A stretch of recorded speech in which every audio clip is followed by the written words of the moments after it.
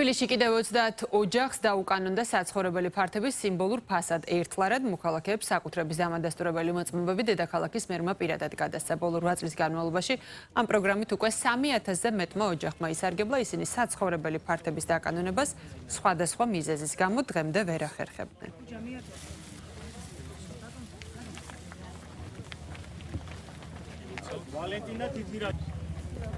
რა თქმა უნდა, ყველა ოჯახი იქნება დაკმაყოფილებული, ვინც ანალოგიური პრობლემის წინაშე დგას. თავარი არის, რომ აუცილებლად უნდა მიმართონ თავისივე რაიონის გამგეობას, სადაც ცხოვრობენ და ჩვენი თანამშრომლები მაქსიმალურად დაეხმარებიან, აუხსნიან, ეთქვიან ყველაფერს თუ რა საბუთები არის შესაძლებელი იმისთვის, რომ შემდგომში მოხდეს იმ ფართების დაკანონება, სადაც ცხოვრობენ.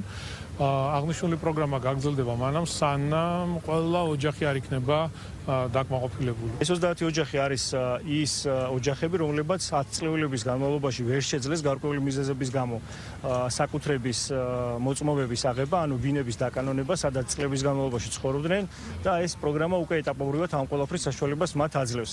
ჯამში დღეის მდგომარეობით უკვე 3070-ზე მეტ ოჯახს დაუკანონდა სიმბოლურ ფასად ერთლარად და გადაეცათ საკუთრების მოწმობა.